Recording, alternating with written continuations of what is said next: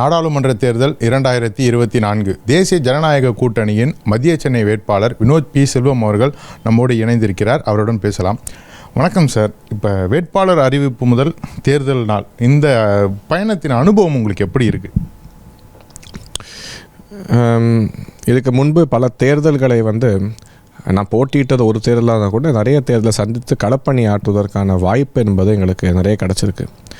ஆனால் இந்த முறை இந்த அனுபவம் என்பது ஒரு புதிதான அனுபவம். ஏனென்று கேட்டால், இப்படி ஒரு வரவேற்பினை பாரதிய ஜனதா கட்சி இதுவரைக்கும் தமிழகத்தில் பார்த்தது கிடையாது. ஒரு மிக பிரம்மாண்டமான வரவேற்பு, மக்கள் மத்தியில் ஒரு ஏக்கம், ஒரு ஆசை.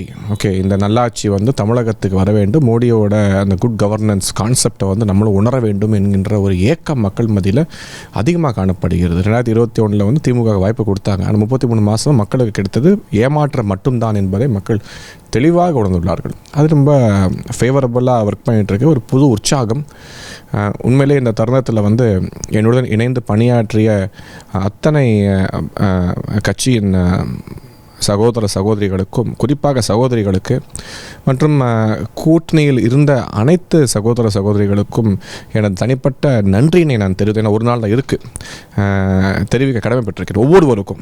அதான் நீ இப்போ சொன்ன மாதிரி ஒரு பிரச்சாரத்துடைய ஒரு இந்த மணிமகுடம் அப்படின்னு சொன்னோம்னா அது தேர்தல் அறிக்கை தான். பாஜகவின் தேர்தல் அறிக்கை உங்களுடைய பிரச்சாரத்துக்கும் உங்களுடைய வெற்றிக்கும் எந்த அளவுக்கு உதவியாக இருக்கும் அப்படின்னு நீங்கள் நினைக்கிறீங்க? உறுதியாக தேர்தல் அறிக்கை என்பது ஆல் இன்க்ளூசிவ் க்ரோத்தாக இருக்கணும். பொய் மூட்டையாக புழுகு மூட்டையாக இருக்கக்கூடாது. பொய் மூட்டை நான் கூறுவது காங்கிரஸோட தேர்தல் அறிக்கை, திமுகவோட தேர்தல் அறிக்கை. 100 ரூபா சில்லற விலையை குறைக்க முடியாது, நீங்களும் 500 ரூபா குறைக்க போகிறீங்க. நீங்கள் முதல்ல சொன்ன 5 ரூபா பெட்ரோல் டீசல் விலையை குறைக்க முடியல, நீட்டை ரத்து பண்ண முடியல, கல்வி கடை தான் தள்ளுபடி பண்ண முடியல, நகைக்கடை கடைனா ரத்து பண்ண முடியல. இந்த மாதிரி கொடுத்த எந்த வாக்குறுதியும் நிறைவேற்ற முடியாத ஒரு கட்சி மீண்டும் ஒரு பொய் மூட்டையை அவிழ்த்து விட்டுருக்குன்னு மக்கள் கிண்டலாக பேசிகிட்டு இருக்காங்க. அதே மாதிரி காங்கிரஸ் லட்ச ரூபா கொடுப்பேன், 5 லட்ச ரூபா கொடுப்பேன் அப்படின்னு சொல்லி இன்னும் அந்த இலவசம் அப்படிங்கிற ஐடியாவில் தான் இந்த கட்சிகள்லாம் இன்னும் அரசு செய்து கொண்டு இருக்கிறார்கள். மக்களை ஏளனமாக பார்க்கறது, இலவசம் கொடுத்தா ஓட்டு போட்டுருவாங்கன்னு நினைப்பது, இதெல்லாம் இந்த கட்சிகளோட மைண்ட் செட். இது எப்படி டைனாஸ்டிக் மைண்ட் செட், அதாவது பணபலம் அதிகம் படைத்தவர்கள் மனசில் வர்க்கக்கூடிய ஒரு எண்ணம்.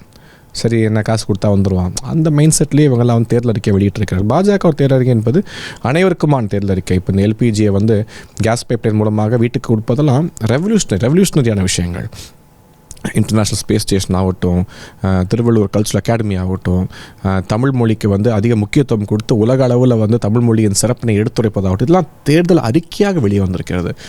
புதிய ஐஐடி, புதிய ஐஏஎம்ஸ், எஜுகேஷன் இன்ஸ்டிடியூஷன்ஸு, இளைஞர்கள் விளையாட்டு மேம்பாட்டுக்கு பல விஷயங்கள், வேலைவாய்ப்பை அதிகப்படுத்துவதற்கான முக்கியத்துவம் அப்படின்னு சொல்லி auto driver, taxi drivers, call taxi ஓட்டுபவர்கள், காவல்துறையினர், மீடியா சகோதரர்கள் என்று அனைவருக்கும் திட்டங்கள் இதில் இடம்பெற்றிருப்பதை நம்மால் காண முடிகிறது. ஸோ இது அனைவருக்குமான வளர்ச்சியை உறுதி செய்யக்கூடிய மேனிஃபெஸ்டோவாக அமைந்துள்ளது. செய்திகளை உடனுக்குடனும் துல்லியமாகவும் தெரிந்து கொள்ள சப்ஸ்கிரைப் பண்ணுங்க.